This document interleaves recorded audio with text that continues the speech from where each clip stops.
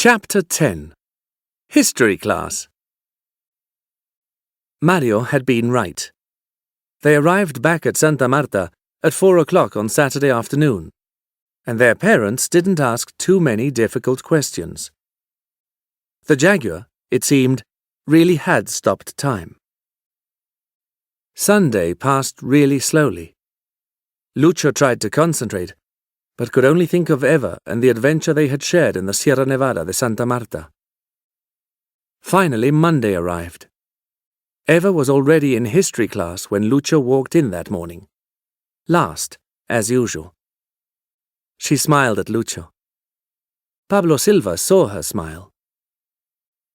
"I see your mind map went well," said Pablo. "Not bad," said Lucho.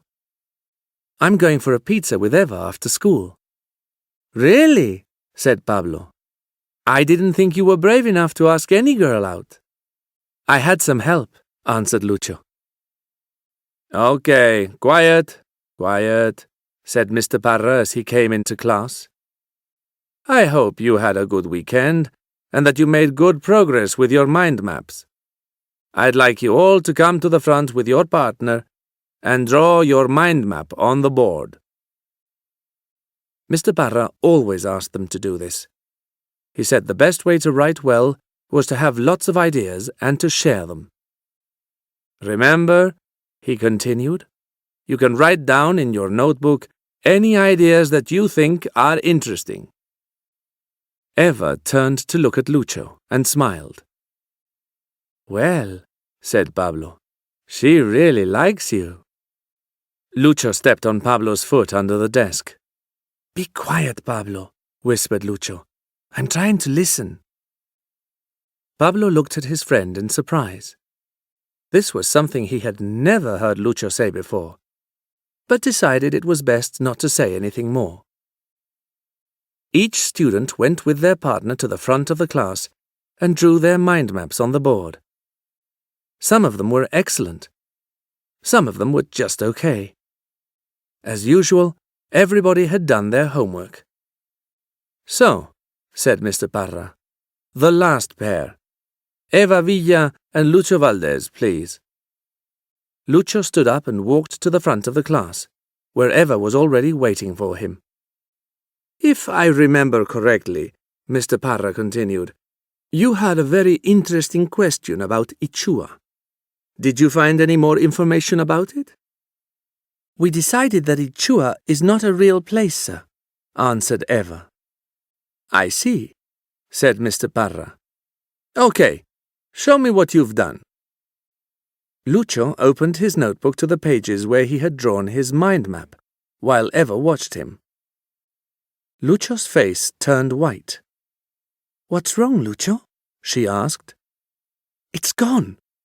Look, it's gone." The pages where the mind map had been were empty. "Is this a joke, Lucho?" asked Mr. Parra. "There is a time and a place for jokes, and my classroom is not one of them."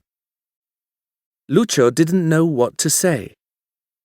Eva started speaking, but Mr. Parra stopped her. "That's enough," shouted Mr. Parra. "Mr. Parra," continued Eva, "we did draw a mind map.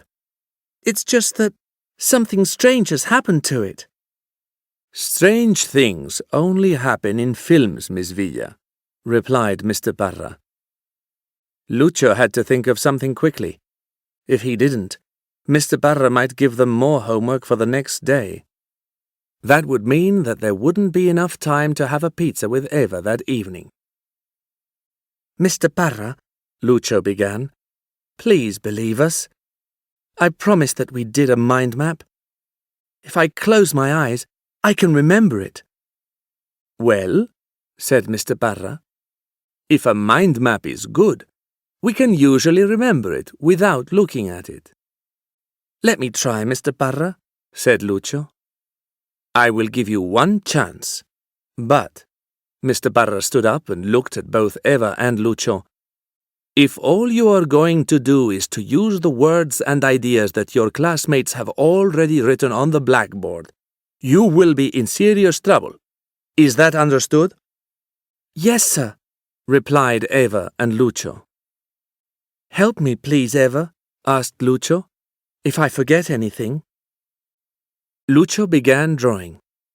First he drew the center circle with the word guaca in it, and then he drew 2 more circles, one above and one below, and drew lines between them and the center circle. In the top circle he wrote Kogi, and in the bottom circle, collectors. Mr. Parra watched carefully, but did not speak. Next, Lucio drew 2 circles under collectors, and wrote good and bad. In another circle, under bad, he wrote never return guaca, and in a circle under good, he wrote return guaca. Then he went back to the circle that said Kogi, and drew 3 more circles above it. In these, he wrote Ichua, Nebtashi, and bird. Then he drew a line between return guaca and Ichua.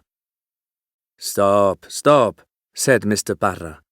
Your mind map is obviously going to be big, and we only have 5 minutes until the end of class. You seem to have a good memory, Lucio. But how about you, Eva? Can you tell me anything interesting about guaca? Lucio could see what she was thinking.